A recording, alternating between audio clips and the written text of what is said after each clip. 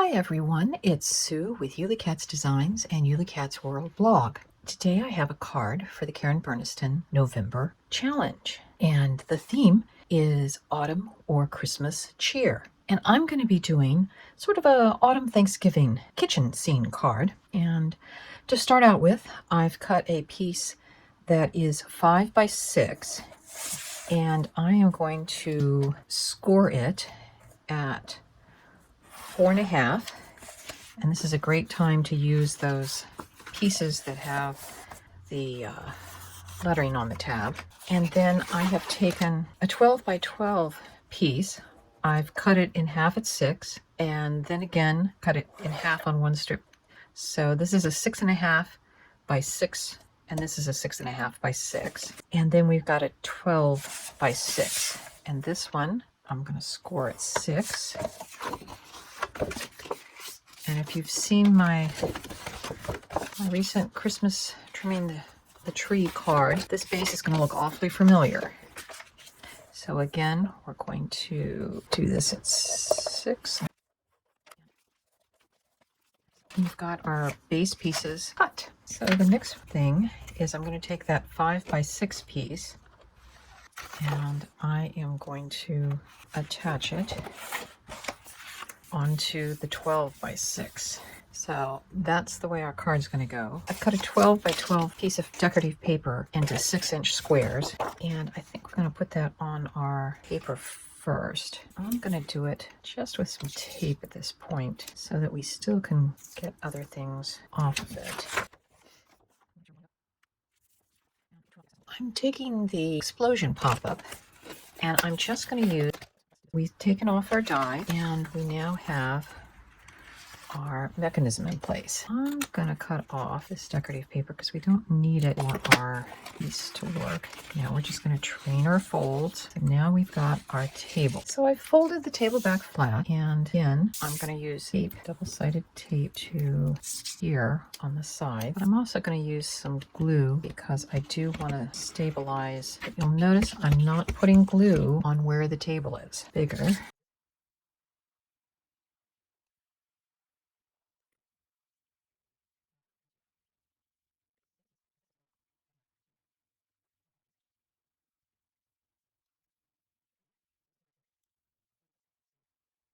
And we're going to take these that we cut out from behind the table, and we're going to do pretty much the same thing we did with floor slice.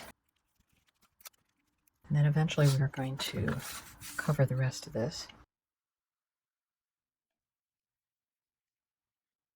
So I'm taking my 6 by 6.5 pieces. I've put double-sided tape just around the edge, and I've buttered it up close as I can get without going over the fold. Our outside paper, and do the same thing to the other side.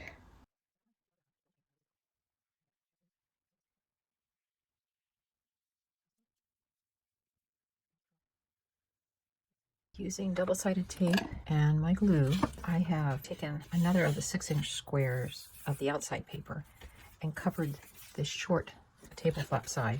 And I did one side, and then what I'm going to do is I will just glue this piece on, and it's going to act as an extra layer to help with that table fold. Where it's cut out, it will have some stability. I'm using the Bitty Ball double ups, this piece, to cut out the window frames, inch from each. Got this die cut, and because we did not glue the papers to the cardstock of the side, I were able to pop some of this out. We can take our scissors and trim away just paper layer, which I just snapped off. There are ways to fix it.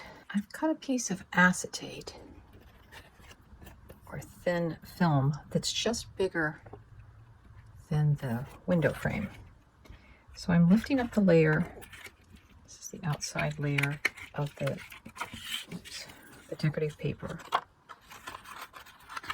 I'm sliding paper in, and once I get the bottom 2 corners in, then I can work on getting the upper 2 corners in, and then it's just a matter of getting it lined up and using a little glue to secure things in place. And then our windows have glass in them, and there's both of our side panels. We'll set those aside. I used the mini ball double ups to cut a smaller window out of my panel above my table.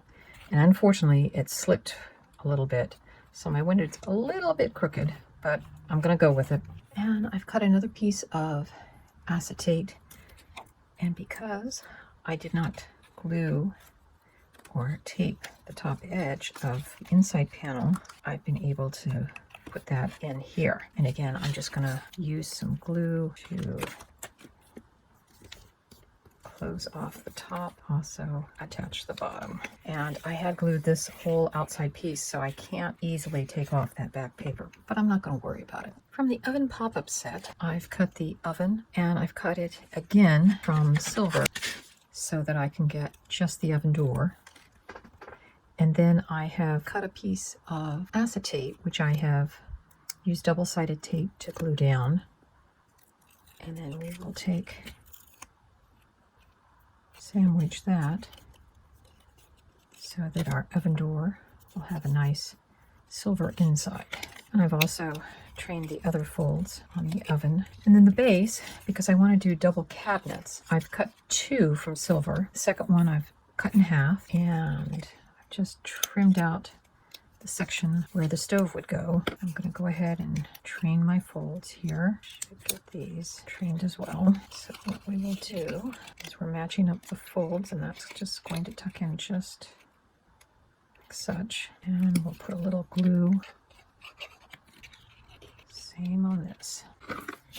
I've also cut a backing piece for the stove, which is approximately 2 3/4 by approximately 2 inches tall. Or another way to say is it needs to be as tall as the stove and a little bit wider. The other thing I've done to help reinforce is I've put an extra little scrap strip across the back to keep those together. Now to install this,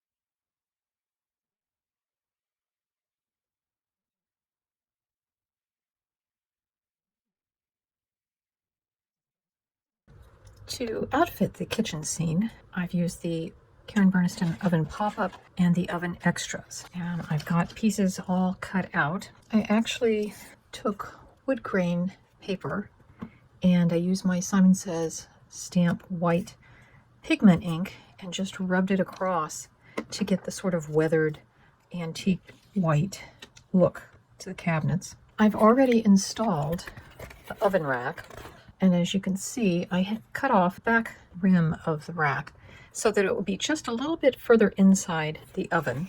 And now I'm going to install another little pop-up cube and the turkey. I find it much easier to install the rack and whatever you're going to have in the oven first.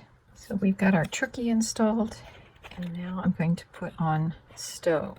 So I like to glue the front half in first, then I'll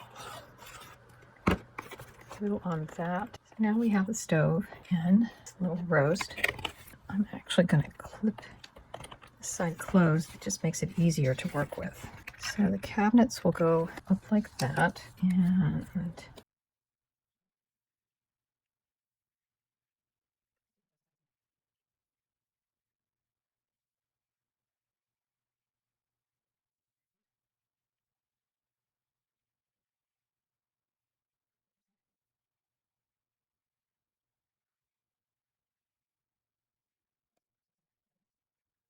so I'm taking a piece of scrap cardstock and adding it on the underneath side so that I will have something for the next cabinet to hang on to. Put our weight over on that side. And it looks like our counters may need to get trimmed some more. I cut the countertops, the double countertops, using the second smallest die. And then after cutting out the big part, I scooted piece down to cut the other end to the length that I needed. And that's how I got my custom edged countertops. I decided that across from the oven is going to be the little cabinet island piece rather than a table, but can still be a countertop. Gluing those two together so that they'll stay together, and then it will have a marble top over it as well. I've added 3 thick foam dots in order for this to be tall enough.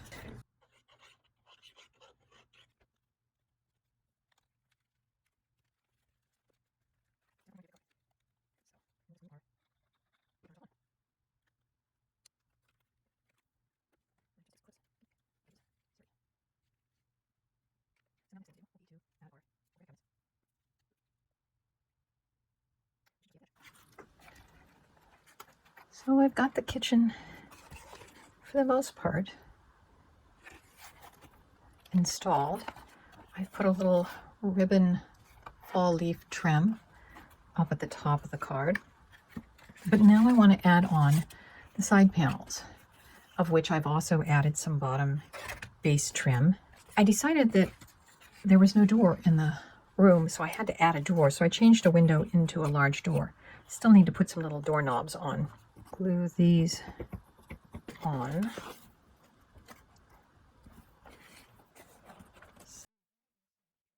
The oval crosshatch die set is what I used to make all of the rugs. And I used the second largest crosshatch for the main rug, and then the third largest crosshatch for the message part. I'm using the new Sweet Treats clear stamps by Karen Berniston, and I'm going to be using From My Kitchen Made Just For You, Life is Sweet, and Life is What You Bake It. And those are going to end up being signs in our kitchen. And I'm just using my sticky mat to hold down these small pieces. In addition to all the sayings that I've got going on in the walls, I've taken the baking borders high one, and I've just put them on the back counter as if they've been cooling off. You can see we've got Life is Sweet, Life is What You Bake It, and then Over the Stove From My Kitchen Made Just For You, as well as a thankful heart and gratitude. I took the pumpkin and oak and maple leaves from the autumn elements and just put them on the flaps near the windows and doors. So here's the finished card.